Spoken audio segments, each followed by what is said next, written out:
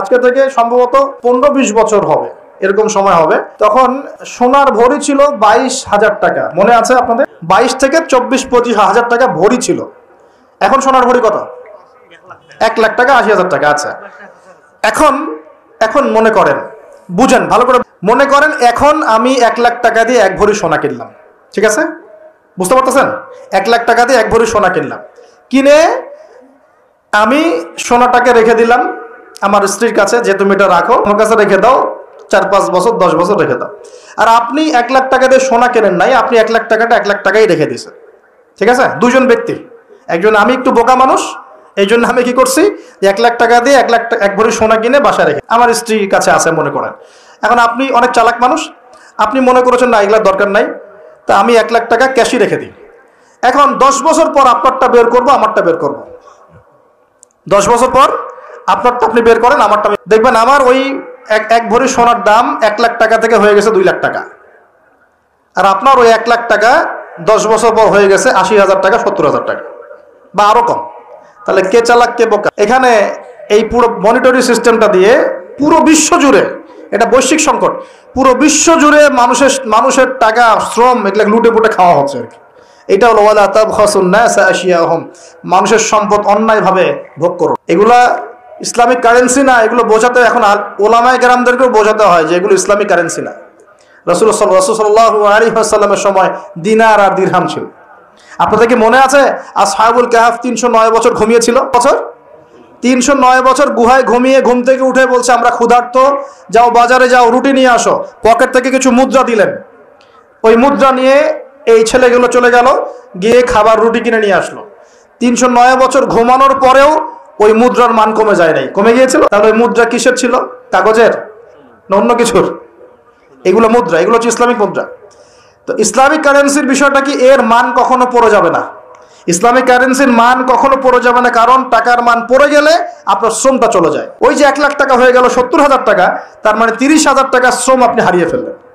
ওই 30,000 টাকা কামাই করতে হয় নাই, কামাই করার জন্য এই পাথর ভাঙতে হয় নাই, কষ্ট করতে হয় নাই, কত কষ্ট করতে হয়েছে, তারপরে আপনি 30,000 টাকা পেয়েছেন। এমন মান যদি গায়েব হয়ে যায়, তার মানে আপনার শ্রম তো চলে গেল। আর আমি যদি আপনাকে বলি ভাই আমার খেতে কাজ করেন 1 মাস, বেতন হলো 30,000 টাকা, আপনি 1 মাস কাজ করলেন, 1 মাস কাজ করার পরে আমি বললাম টাকা দিতে পারবো না, আমাকে আস্ত রাখবেন না পিটাবেন? এটা জুলুম হবে কিনা? কিন্তু এভাবেই বিশ্ব থেকে মানুষের সম্পদ আস্তে আস্তে গায়েব, কোথায় যে গায়েব হয়ে যাচ্ছে।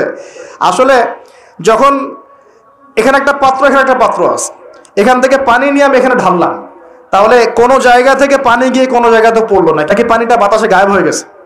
হ্যাঁ, বুঝতে পারেন নাই? ব্যবসা করছেন, লাভ লস, কেউ লাভ করবে কেউ তো লস করবে, নাকি এটা গায়েব হয়ে যাবে, বাতাসে গায়েব হয়ে যায়?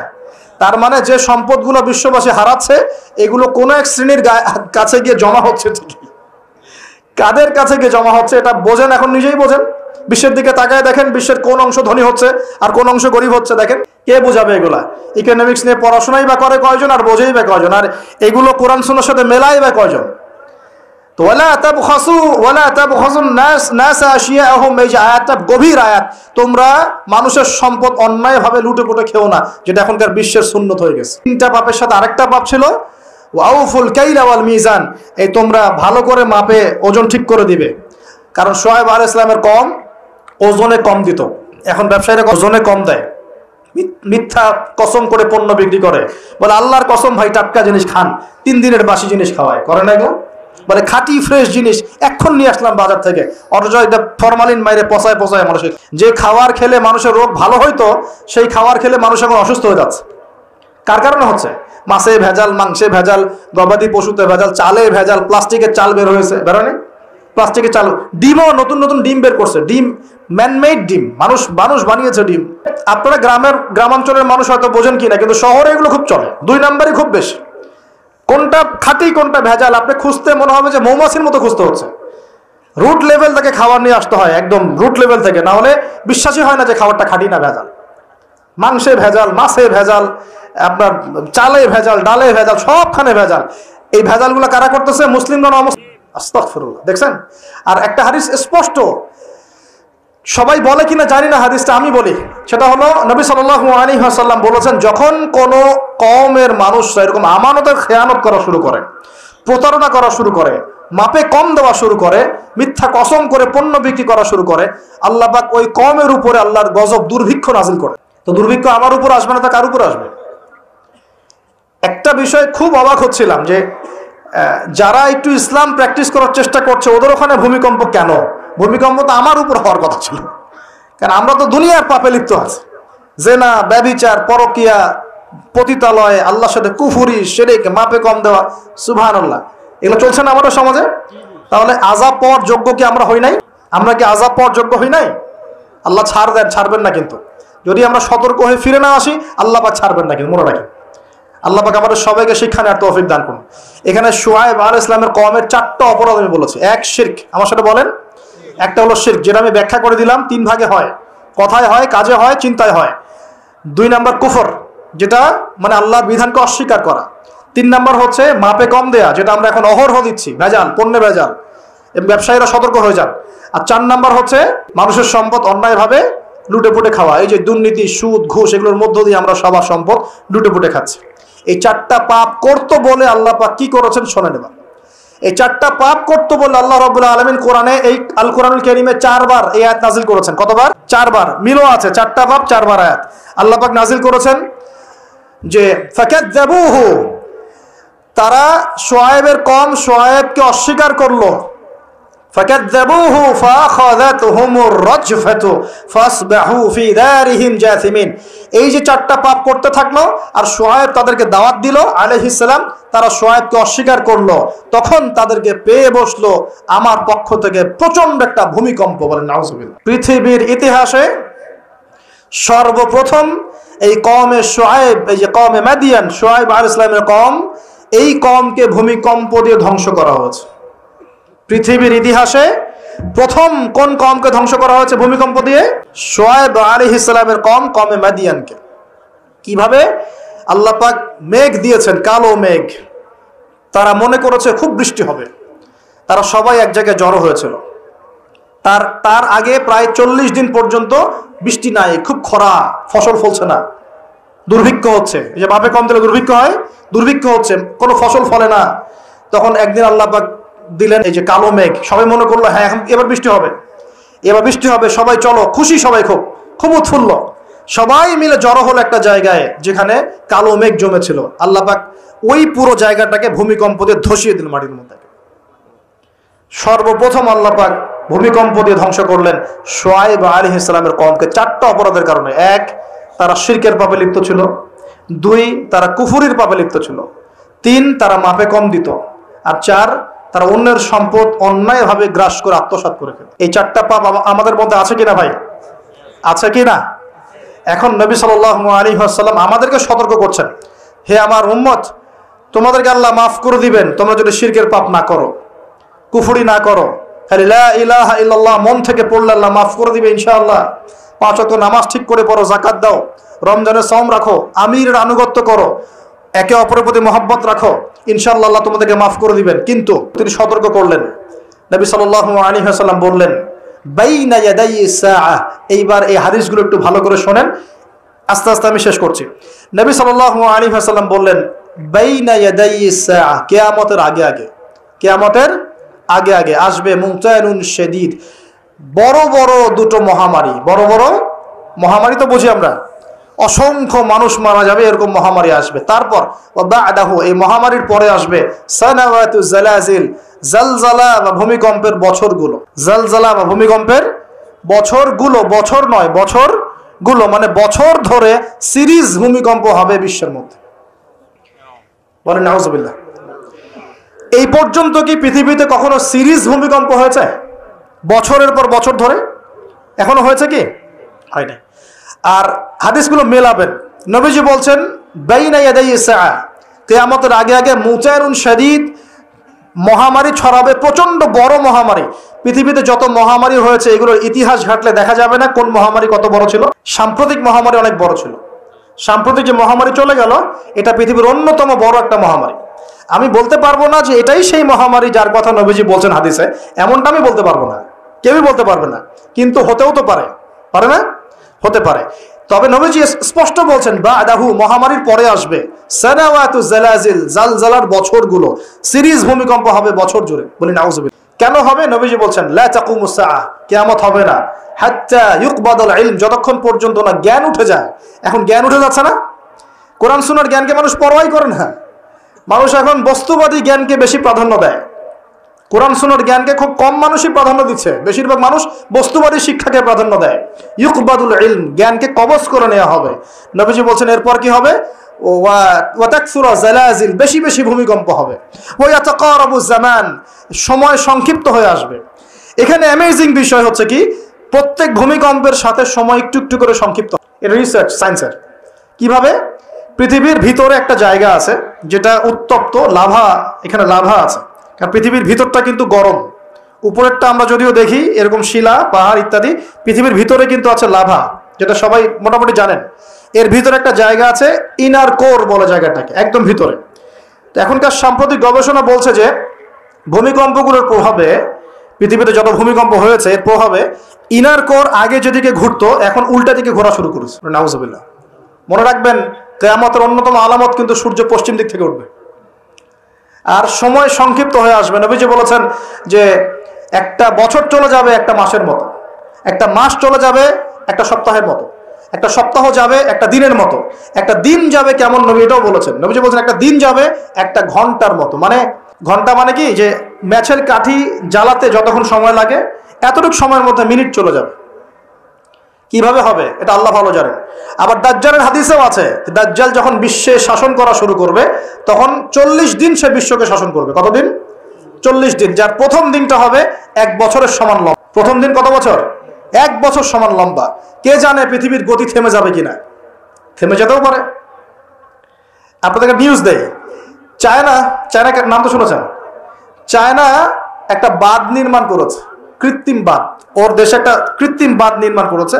এটা এত শক্তিশালী বাঁধ, ওখানে এত রড, সিমেন্ট আর এই ম্যাটেরিয়ালস ইউজ করা হয়েছে, যেটা এই পাকিস্তান, তারপর ইন্দোনেশিয়া, হ্যাঁ, বাংলাদেশ, এই যে দেশগুলো আছে, এই পুরো দেশটাকে, এই পুরো দেশের একটা বড় অংশকে এই কংক্রিটের নিচে ঢেকে ফেলা সম্ভব। এত বেশি কংক্রিট ইউজ করা হয়েছে, চায়না ইউজ করেছে, ওরা ইউজ করেছে। এবং বিশাল একটা পানির ফ্লো তারা সৃষ্টি করেছে, কৃত্রিম, এটা কিন্তু ম্যানমেড। তো আমি গতকাল রিসার্চ করতে গিয়ে দেখলাম যে তারা বলছে এই বাঁধটা নির্মাণ করার কারণে পৃথিবীর আহ্নিক গতির মধ্যে একটা পরিবর্তন চলে আসছে। মানুষের হাতের কামাই দেখেন। আর এখানে কিন্তু দাজ্জালের হাদিস এটাও বলা হচ্ছে যে পৃথিবীর প্রথম দিনটা, দাজ্জালের প্রথম দিনটা হবে 1 বছরের সমান লম্বা। কে জানে, হয়তোবা এমন কিছু হবে মহাবিশ্বে যে পৃথিবীর আহ্নিক গতিটার মধ্যে কোনো পরিবর্তন হবে, ঘূর্ণনে কোনো পরিবর্তন দেখা দিবে, হয়তোবা, আল্লাহ ভালো জানে। আমি বিশ্বাস করি এটা হবে, কিন্তু আমি বলি না কারণে যে মানুষ বলবে যে আপনি এত স্পেসিফিকলি কেমন করে বলতে পারেন। আমার বিশ্বাস যেরকম কিছু একটা হবে, মহাবিশ্বে এমন কিছু একটা হবে যাতে এই পৃথিবীর গতির মধ্যে একটা পরিবর্তন আসবে। না হলে দাজ্জালের একদিন কেমন করে 1 বছরের সমান হতে পারে? সাহাবীরা প্রশ্ন করলেন, ইয়া রাসূলুল্লাহ, আমরা তখন নামাজ কেমন করে পড়বো? নবীজি বললেন, অনুমান করে পড়ে নিবে, তোমরা এস্টিমেট করে করে অনুমান করে পড়ে নিবে যে কতটুকু সময় পর পর ওয়াক্ত হচ্ছে। তার মানে সাহাবীরা নামাজে তখনও সচেতন ছিলেন। তারপর দেখেন ইয়াতাকারাবু জামান, নবীজি এটাও বলছেন দাজ্জালের দ্বিতীয় দিনটা হবে এক মাসের সমান, আর তৃতীয় দিনটা হবে 1 সপ্তাহের সমান। বাকি দিনগুলো হবে তোমাদের দিনের মতোই। এটা হবে, বিশ্ববাসী দেখবে এগুলা। বিশ্বের সামনে ভয়ঙ্কর কিছু ঘটনা ঘটা এখনো বাকি আছে। বিশ্বটা এমন থাকবে না, এখন যা দেখছেন সব এমন থাকবে না। নবীজি বলছেন জ্ঞান উঠে যাবে যখন, এটা উঠে যাচ্ছে দিন দিন। মানুষকে এখন শেখানো হচ্ছে মানুষ বানর থেকে সৃষ্টি হয়েছে, এগুলো জ্ঞান। ইসলামের জাজল্যমান ইতিহাসগুলোকে মানুষ ভুলে যাচ্ছে, এগুলো জ্ঞান। মানুষকে শেখানো হচ্ছে সমকামিতা ভালো জিনিস, এগুলো জ্ঞান। সমকামিতা ভালো জিনিস, এটা ব্যক্তি স্বাধীনতা। শেখানো হচ্ছে মানুষকে যে পর্দা, এগুলো কুসংস্কার। পর্দা কি? কুসংস্কার, এগুলো জ্ঞান। জ্ঞান কাকে বলে? ওয়ায়ুকবাদুল ইলম, মানে জ্ঞান উঠে যাচ্ছে, কবজ করে নেওয়া হচ্ছে। আর দেখেন আরেকটা হাদিসে আসছে, আল্লাহ পাক কিন্তু কোরআন হাদিসকে তুলে নেবেন না। একটা হাদিসে আসছে আল্লাহ পাক কোরআন হাদিসকে তুলে নেবেন না, কিন্তু আলেমদের মৃত্যু হবে বেশি বেশি। আলেমদের জান কবজ করার মধ্য দিয়ে আল্লাহ পাক জ্ঞান উঠিয়ে নেবেন। একটু দেখেন না কয়জন আলেম আছে, দেখেন তো কয়জন আলেম। আলেম তো অনেকেই আছে আলহামদুলিল্লাহ, কিন্তু বরেণ্য ওলামা যাদের কথা হাজার লক্ষ কোটি মানুষ শোনে, এমন আলেম কয়জন আছে দেখেন। আস্তে আস্তে প্রবীণ আলেমরা সব চলে যাচ্ছে। আর যে প্রজন্ম আমরা তৈরি করছি, এই প্রজন্মের কতজন ইলম অর্জন করে ওই চ্যালেঞ্জ বুকে নিয়ে জাতিকে সংস্কারের জন্য নেমেছে। দেখেন একটু, আমাদের দুনিয়া পেয়ে বসেছে। আমাদের চিন্তা হচ্ছে মসজিদ ইমামতি নিয়ে একটা তারাবি পড়াবো, ইমামতি করবো, একটা মাদ্রাসার মুহতামিম হবো। এতটুকুই আমার চিন্তা স্বপ্ন কেন?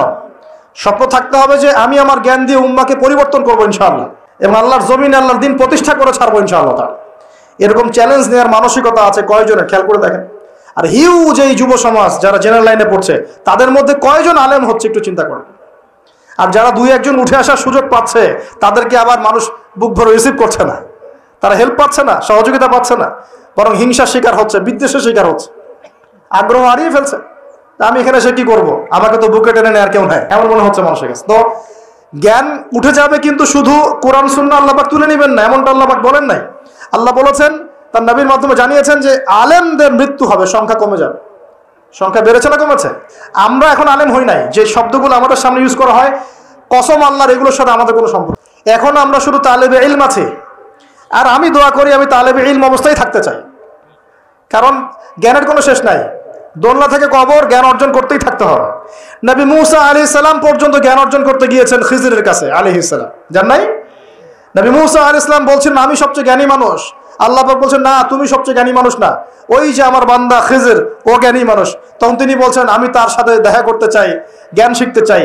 হাল আত্তাবিউকা আলা আন তুআল্লিমানি মিম্মা উল্লিমতা রুশদা, তিনি গিয়ে বলছেন আমাকে কি আপনার সাথে রাখবেন, আল্লাহ পাক আপনাকে যা শিখিয়েছেন তার থেকে কিছু শেখাবেন? কে বলছে? নবী মুসা আলাইহিস সালাম। তো নবী মুসা আলাইহিস সালাম তালেবে ইলম হতে পারেন, আর আমরা কি? তো এই আন্তর্জাতিক খ্যাতি সম্পন্ন হাবি জাবি এগুলো বয়কট করেন, দরকার নাই, এগুলো কোনো দরকার নাই। এমনি আমরা তালেবে ইলমই থাকতে চাই। আর আমরা শুধু দায়ী মাত্র, আপনাদেরকে হয়তো দাওয়াত দিতে পারবো, কিন্তু ফিকহের কঠিন মাসআলাগুলো, গভীরতা, এগুলো আমরা বলতে পারবো না, এগুলো মুফতি সাহেবরা বলতে পারবেন। বরেণ্য ওলামায়ে কেরামদের সংখ্যা কিন্তু কমছে। আমরা দোয়া করি আল্লাহ পাক সমস্ত মাজলুম ওলামায়ে কেরামকে মুক্তি দানের ব্যবস্থা করুন, এবং আল্লাহ পাক বাংলার জমিনে আলেমদেরকে দিয়ে ভরিয়ে দিন ইনশাআল্লাহ। আর জাহেলদেরকে আল্লাহ পাক আলেমের জায়গায় আনা থেকে আমাদেরকে হেফাজত করুন বলি। আর আমাদের সবাইকে এই ট্রল পাগল হলে চলবে না, ইস্যু পাগল হলে চলবে না, সমালোচনা সংস্কৃতি লালন করা যাবে না। আপনি মানুষ তৈরি করেন, মানুষ তৈরি করা অনেক কঠিন, নামিয়ে দেওয়া সহজ। আমরা এই জায়গায় আসতে অনেক কষ্ট করতে হয়েছে, কিন্তু নামানো কিন্তু খুব সহজ। একটা ইস্যু দিয়ে নামাতে পারেন, আপনি একটা ইস্যু সৃষ্টি করে নামাতে পারেন। এই জায়গায় আসতে কিন্তু অনেক কষ্ট করতে হয়। অতএব আল্লাহর দ্বীনের সাথে গাদ্দারি করলে আল্লাহ পাক ছাড়বেন না, কিন্তু এটা মাথায় রাখবেন। আল্লাহ পাক আমাদের সবাইকে বোঝার তৌফিক দান করুন। নবীজি বলছেন কখন এই ভূমিকম্পগুলো আসবে, সিরিজ ভূমিকম্পগুলো কখন আসবে? যখন জ্ঞান উঠে যাবে এবং জালজালা বাড়বে, ইয়াতাকারাবু জামান, জামানা কাছাকাছি চলে আসবে। আরো বলছেন নবীজি যে তোমাদের মাল সম্পদ বৃদ্ধি পাবে, ফায়াফিদু, এবং মাল সম্পদ উপচে পড়বে তোমার। দিন দিন দেখছেন না যে যার স্যান্ডেল কেনার টাকা ছিল না, সে এখন উঁচু উঁচু বিল্ডিং তৈরি করতেছে, দেখেন না? এটাই তো নবী সাল্লাল্লাহু আলাইহি ওয়াসাল্লাম হাদিস জিবরিলে কি বলেছেন? ওয়ান তারাল হুফাতাল উরাতাল আলাতা রিয়া আশ-শাইয়া ইয়াতাতাওয়ালুনা ফিল বুনিয়ান। নবীজি বলছেন কিয়ামতের অন্যতম নিদর্শন হচ্ছে সমাজের নগ্ন পদের খালি গায়ের রাখাল শ্রেণীর মানুষ উঁচু উঁচু বিল্ডিং নির্মাণের প্রতিযোগিতা করবে। এমনটা হচ্ছে না? সম্পদ বাড়ছে মানুষের, এটাও একটা কিয়ামতের সাইন। নবীজি আরো বলছেন ওয়াজাহরাতিল কায়নাত ওয়াল মুগান্নিয়াত, এবং বেশি বেশি বাদ্যযন্ত্র এবং নায়িকা নর্তকী, এগুলো সংখ্যা বাড়তে থাকবে। বাড়ছে না এগুলো বাড়ছে। এই সময়ে নবী সাল্লাল্লাহু আলাইহি ওয়াসাল্লাম বলছেন যে এই জালজালাগুলো আসতে থাকবে। এটা একটা হাদিস। একটাতে আসছে যে নবী সাল্লাল্লাহু আলাইহি ওয়াসাল্লাম বলছেন লা ইয়াশরাবান্না নাস মিন হাযিহিল উম্মাহ আল খামর, আমার উম্মতের মধ্যে কিছু মানুষ মাদক দ্রব্য, সবাই না, কিছু মানুষ মাদক দ্রব্য পান করবে, ওয়া ইউসাম্মুনাহা বিগাইরি ইসমিহা, এবং সেই মাদকের নাম তারা পরিবর্তন করে খাবে। খাচ্ছে না মানুষ এখন? মদকে মদ বলছে না।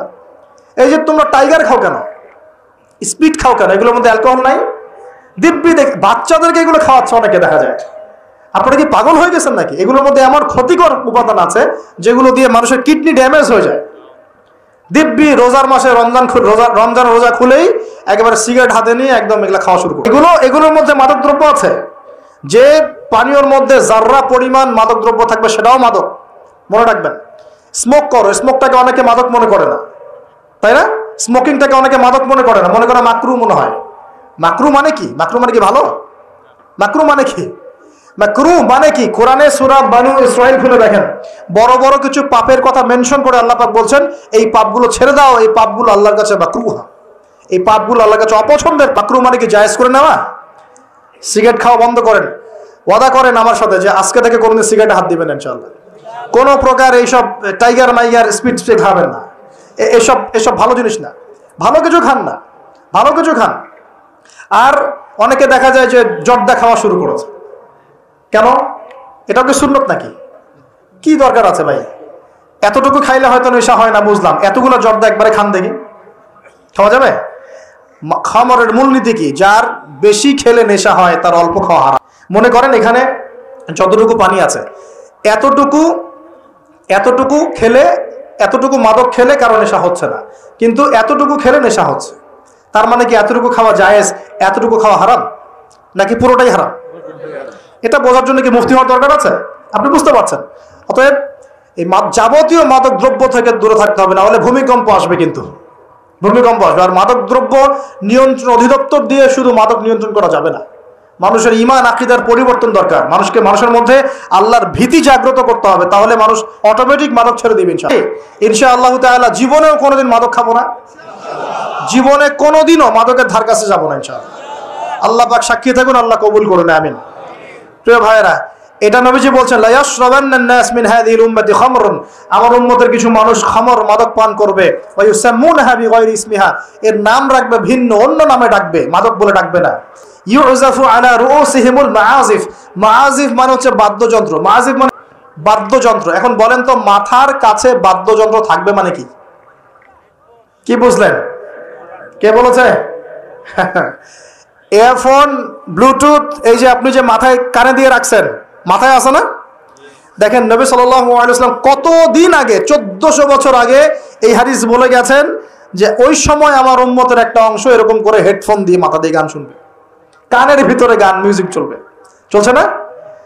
ওয়াল মুগান্নিয়াত, এবং তারা গায়িকা নায়িকা নর্তকী নাচাবে। নাচায় না মানুষ এখন? শহরগুলোতে গিয়ে দেখেন খালি গায়িকা নর্তকীর, শহরে যাওয়া লাগে, ফেসবুক ইউটিউব ঢুকলেই তো দেখ, সবখানেই নাচতে আছে আর কি।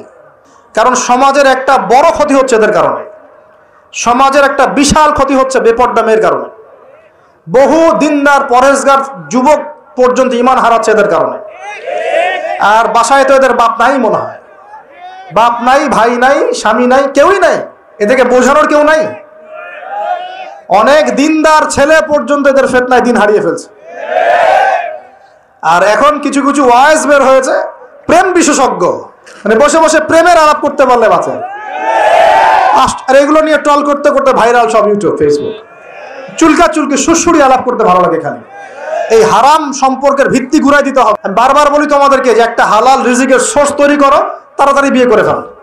বিয়ে ছাড়া যৌন চাহিদা, লজ্জাস্থানের হেফাজত, এগুলো করার কোনো বিকল্প কোনো পথ নাই, বিকল্প কোনো পথ নাই। যে পথগুলো দেখা যায় এগুলো হতাশা আরো বাড়াই দিবে। কিয়ামতের আলামতের হাদিসগুলো টুকটাক কিছু গবেষণা করেছে। শেষ জামানার এমন হাদিস আসছে যে মানুষ একসময় গরু ছাগলের সাথে জেনা করা শুরু করবে। এটা কিন্তু আসতেছে সামনে। দেখেন, এক সময় ছিল মানুষ কি করতো জানেন? পরকিয়া করতো, বউ আছে বাসায়, অন্যের সাথে সম্পর্ক করতো। তারপর দেখা গেল যে প্রেম করে, চুপি চুপি প্রেম করে। আগে ওই সময় চুপচুপ করে চিঠি দিত যে কেউ জেনে না যায়। আস্তে আস্তে সবাই এটা উন্মুক্ত হয়ে গেল। এখন প্রেম করাটা ফ্যাশন হয়ে গেল। আমার 10টা গার্লফ্রেন্ড, আমার 5টা, আমার 2টা, তুই কজনের সাথে করছিস, আমি 5 জনের সাথে, তুই কজনের সাথে, আমি 2 জনের সাথে, ফ্যাশন হয়ে গেছে, এখন ওপেন। তারপরে আস্তে আস্তে কি হলো দেখেন, ধর্ষণ বাড়তে থাকলো।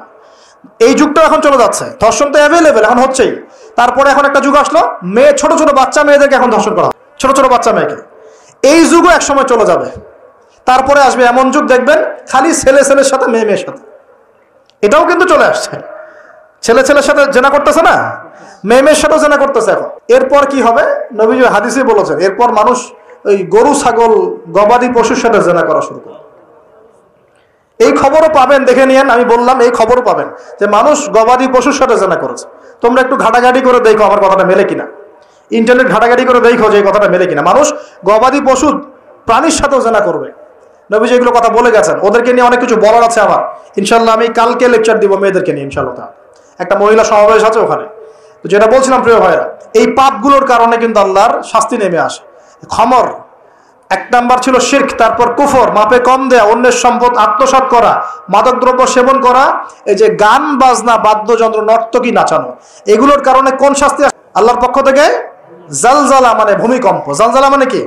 ভূমিকম্প, আর আসবে সিরিজ, মানে বছর জুড়ে চলবে এগুলা। আরেকটা হাদিস বলে শেষ করছি যান।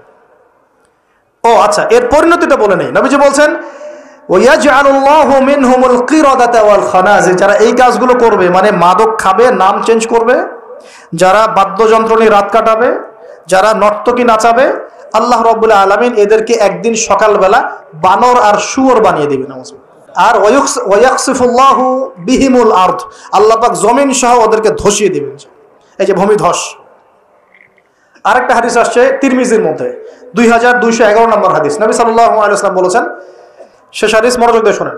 নবী সাল্লাল্লাহু আলাইহি ওয়াসাল্লাম বলেছেন ইযা তুখিযাল ফাইউদুলান, যখন দেখা যাবে যে গনিমতের মাল বা রাষ্ট্রীয় সম্পদ যেগুলো আছে, বুঝতে পারছেন, গনিমতের মাল, রাষ্ট্রীয় সম্পদ, এগুলোকে মানুষ ব্যক্তিগত সম্পদ মনে করে খাওয়া শুরু করবে। হয়েছে কি হয় নাই? কথা বলেন। এই সিচুয়েশন আসছে কি আসে নাই? একটা হাতি আসতে থাকে উপর থেকে, হাতি আস্তে আস্তে আস্তে আস্তে মাছি হয়ে যায়, হয় না? এটা হয় কি না? এটার শাস্তি সম্পর্কে আল্লাহ পাক অন্য জায়গায় বলেছেন এবং নবী হাদিসেও বলেছেন যে যা আত্মসাৎ করবে সেটা কিয়ামতের দিন তার ঘাড়ে চাপিয়ে দেওয়া হবে। কাঁধের মধ্যে রিলিফের টিন নিয়ে বসে আছে বহু মানুষ, কাঁধের মধ্যে রিলিফের গম নিয়ে বসে আছে বহু মানুষ, কাঁধের মধ্যে দেখবেন যে বন্যার্তদের ত্রাণের যে কম্বল, এই যে ত্রাণের বিষয়গুলা কাঁধে নিয়ে বসে আছে, রাস্তার কন্ট্রাক্টরের টাকা পয়সা কাঁধে নিয়ে বসে আছে, বহু মানুষ এই কাজ করবে। এটা হবেই। নবীজি বলেছেন যে যা আত্মসাৎ করবে। নবীজি হাদিসে বলেছেন কেউ গরু নিয়ে থাকবে, গরু, কেউ ছাগল নিয়ে থাকবে, ছাগল। বিশ্বাস করছেন না? হাদিসে গরু ছাগল কথাই আসছে, যে কেউ দেখা যাবে গাদের মধ্যে গরু নিয়ে আছে, কেউ উট নিয়ে আছে, কেউ ছাগল নিয়ে আছে। করা হবে আমানতকে গনিমত মানে আমানত রাখা হয়েছে, ও খেয়ানত করে ফেলবে, লুটে পড়ে খেয়ে ফেলবে। এটা হচ্ছে কিনা? সবচেয়ে সেরা আমানত আমাদেরকে আল্লাহ দিয়েছেন ইসলাম, আমরা সেই ইসলামের সাথে খেয়ানত করছি কিনা বুঝতে পারছেন না? একজন আলেমকে আল্লাহ পাক আমানত দিয়েছেন দ্বীনের জ্ঞান, সে জ্ঞানের সাথে খেয়ানত করছে কিনা? একজন ক্ষমতাসীনকে আল্লাহ পাক দিয়েছেন ক্ষমতা, সে ক্ষমতা দিয়ে খেয়ানত করছে কিনা? একজন পরিবারের কর্তাকে আল্লাহ পাক পরিবার দিয়েছেন, সে পরিবারের মধ্যে খেয়ানত করছে কিনা? সবাই সবার জায়গাতেই খেয়ানত করছে।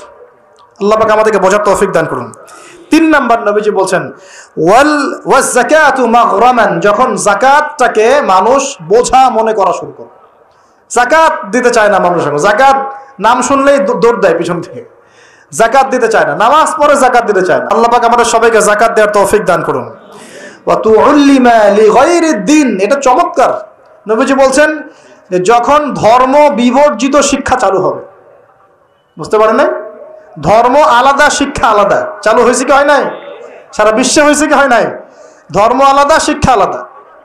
ধর্ম বিবর্জিত শিক্ষা যখন চালু হবে, এবং এবার শোনেন, নবীজি বলছেন ওয়াতাআর রাজুলুম রাআতাহ, একজন পরিবারের কর্তা তার স্ত্রীর আনুগত্য করবে। ফ্যামিলিস্ট রেভলিউশন মানে স্ত্রীর আনুগত্য করবে পুরুষ, স্ত্রীর আঁচল ধরে বসে থাকবে পুরুষ। শুধু তাই না, ওয়াক্কা উম্মাহ, এবং তার মায়ের সাথে খারাপ ব্যবহার করা শুরু করবে। মাকে প্রাধান্য না দিয়ে বউকে প্রাধান্য দিবে এবং তার আঁচল ধরে বসে থাকবে। এই সময় আসে নাই? আচ্ছা, হিসাব করতে থাকেন, মিলাতে থাকেন। নবীজি বলছেন ওয়াদনা সাদিকা, বন্ধু বান্ধবদেরকে কাছে টেনে নিবে, বন্ধু বান্ধবদেরকে কাছে টেনে নিবে। ওয়াকসা আবাহ, এবং তার বাবাকে দূরে ঠেলে দেবে। হয়েছে কি হয় নাই? যুবকরা বলো, এটা হয় নাই? বাবাকে দেখলে কয়েকজন সালাম দেয়, বাবার সাথে কতজনের ভালো সম্পর্ক আছে? বন্ধুর সাথে যা বাবার সাথে তা নয়। অথচ বাবা এবং ছেলের সম্পর্ক হওয়া উচিত বন্ধুত্বপূর্ণ। তোমার সবচেয়ে সেরা বন্ধু হবে তোমার বাবা, তোমার সবচেয়ে সেরা বান্ধবী হবে তোমার মা এবং তোমার বোন। মায়ের সাথে ছেলের সম্পর্ক দূরত্ব, বাবার সাথে ছেলের সম্পর্ক দূরত্ব, এগুলো হচ্ছে না? এটা নবীজি বলেছেন। আর বলছেন, হেবার শোনেন, ওয়াজহরাতিল আসওয়াতু ফিল মাসাজিদ, মসজিদগুলোর মধ্যে হট্টগোল শোরগোল বেড়ে যাবে। বাড়ে নাই? মসজিদ এখন হইহুল্লা হয় না? আমরা অনেক দিন দেখেছি মসজিদের মধ্যে হকি স্টিক নিয়ে মারামারি হয়েছে, আমি নিজে দেখেছি। 2 দল কমিটি আধিপত্য বিস্তারকে নিয়ে একদম হকি স্টিক নিয়ে আসছে মসজিদে মারার জন্য, এরকমও হয়েছে। আরো অনেক জঘন্য ঘটনা ঘটে, আল্লাহ মাফ করুক। তারপর নবীজি বলছেন ওয়াসাদা কাবিলুহু ফাসিকুহুম, একটা কবিলা বা একটা গোত্রের নেতৃত্ব দিবে একজন ফাসিক ব্যক্তি। এমন হচ্ছে কি হচ্ছে না? হচ্ছে। ওয়াসাদা কাবিলুহু ফাসিকুহুম, তাদের মধ্যে যে ফাসিক সে দিবে নেতৃত্ব। নাউযুবিল্লাহ।